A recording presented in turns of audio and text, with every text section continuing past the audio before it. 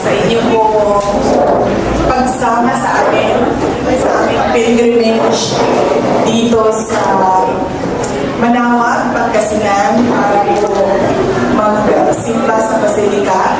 At masaya po namin na ibinabahagi sa inyo na ngayong taon po ay 90 years anniversary po ng Office of the Vice President. At isa po sa aming activities para sa mga 90 years celebration namin ay ang aming pong pagbisita dito sa Manaoag at pagsama sa misa kanina umaga alas 6 po ng umaga. Yes, ma'am.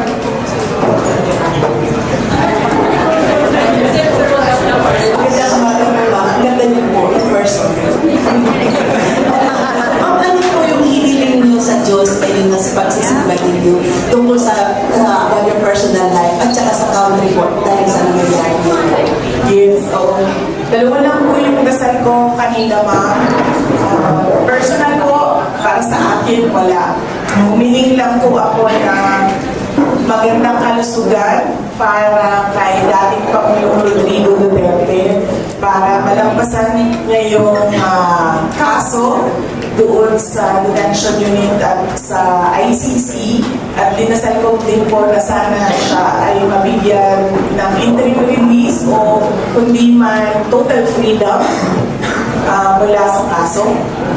At yung dasal ko po para sa bayan is a peaceful and prosperous Philippines and peace and comfort for every Filipino.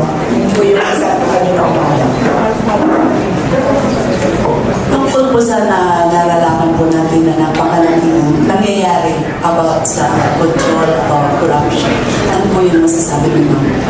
Nakakalungkot po ba? Dahil ang corruption po ay problema na natin. Noong mayor pa po ako, una po ako naging mayor 2010. Panahon po yun ni dating Pangulong Aquino. At bumalik po ako na una po ako naging public official is 2007. Panahon po yun ni dating Pangulong Arroyo.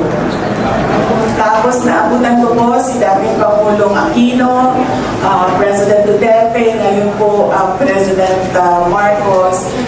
Nalulungkot po ako dahil ang korupsyon, usapin na po yan noong panahon ng 2007. Reklamo na po natin yan mga Pilipino noong 2007. Ang ini-expect po sana natin sa administrasyon ni Pangulong Marcos noong siya ay maupo bilang presidente ay mabawasan yung corruption. Dahil nakakaabala siya unang-una sa mga tao, sa mga negosyante, and syempre sa kaulanan ng bayan. Pero ang nangyari po ay kabaligtaran. Mas lumala po ang corruption dito sa ating bayan na siya na rin ang nagiging dahilan sa pinsala sa ating lipunan. At nagdadala din siya ng kahihiyan sa ating bayan, lalong-lalo na sa mga ibang lahi na nakatingin sa atin at nakikinig sa pinag-uusapan natin dito sa bayan natin. At syempre na yung hindi natin maabot yung kaunlaran na pinapangarap natin para sa ating Pilipinas, mahal na Pilipinas, dahil sa korupsyon. Good morning, President. Vice President.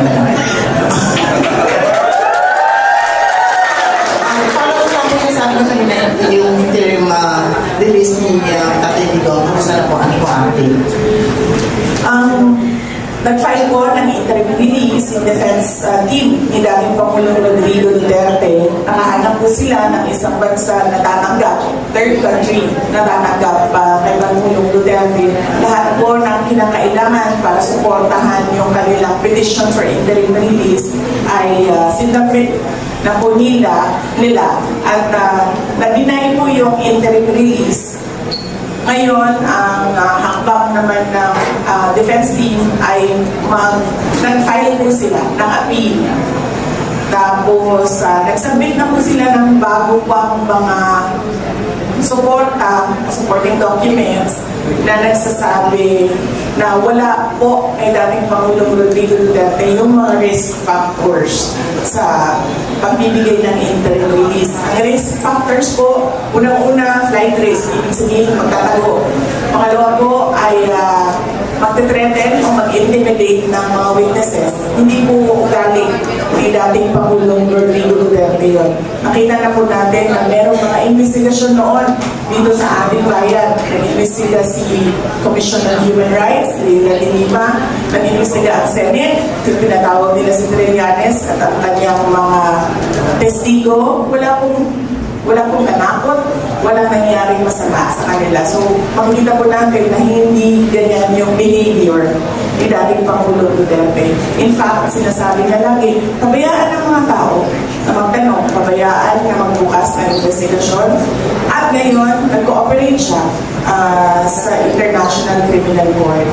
At yung pangatlo po na risk factor ay yung posibleng pagpapatuloy ng paggawa ng krimen. So, wala po sa kanya lahat yun. So, yun po yung inuulit ng defense team sa kanilang appeal at naglagay po sila ng iba pang mga supporting documents. Good morning, VP Liway, Panagiri of DWIC.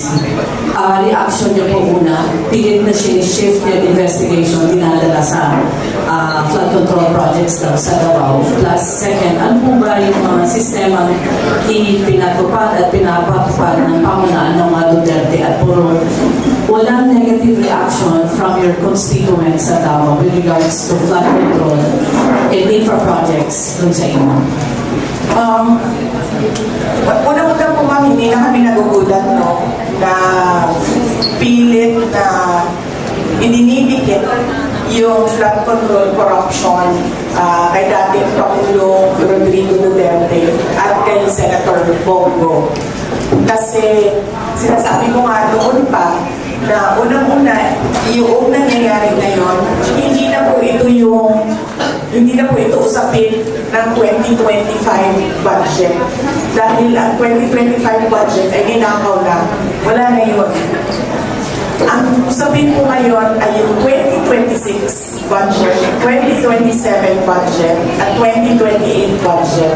At yung mangyayaring eleksyon sa 2028. So kung i-tagpi natin yun, yung ginagawa nilang pag-atake sa kay dating Pangulong Rodrigo Duterte at kay Senator Bongo, gusto lang din nun na matamaan yung ako. Dahil paniwala nila at siguro pakiramdam nila, isa ako sa mga kandidato na pagkapangulo sa 2028. Negative reaction po ng mga tiga Davao, ang tanong niyo po, wala silang negative reaction. Opo. Wala silang po yung negative reaction dahil sa Davao po, transparent po yung pag-i-implement ng projects. Yung mayor po, nagsasabi siya na ito yung plano natin para sa isang taon. Tapos after 1 year, nagsa-state of the city address siya at sinasabi niya rin, ito yung mga hindi nasunod, ito yung mga nasunod na plano, at ito yung mga hindi nagawa at bakit hindi sila nagawa. Nagagawa po namin na ipaliwanag sa mga tao kung ano po yung mga projects at ano po mga dahilan kung bakit sila na-i-implement at hindi sila na-i-implement. Thank you. Good morning po, Madam Vice President. Sa latest Pulse Asia survey, 69% or roughly 7 out of 10 Filipinos ay dissatisfied or critical of the government's anti-grammar corruption campaign. Nakalagay po ninyo ano ang inyong view? Ano po inyong bakit kaya? Dahil po kasi unang-una mabagal yung action investigation ng Office of the President sa corruption. Puro lang po salita ang ginagamit. Kung nakikita po ninyo, noong 2024, nagsabi na po ako na may problema sa budget dahil ang budget ay hinahawakan ng 2 tao lang. At totoo po yun. Wala na pong nangyayaring by cab. Dahil pinag-uusapan na lang yun at pinag-hati-hatian. Pero wala siyang ginawa. Wala man lang siyang sinabi, wala siyang komento. Tapos, nagkaroon ng SONA na palagay ko gusto nilang magpapogi ba sa taong bayan, sa nakikita at sa reklamo ng taong bayan. Palagay ko gusto nilang magpapogi, nagsabi na mahiya naman kayo, hindi nila naisip na yung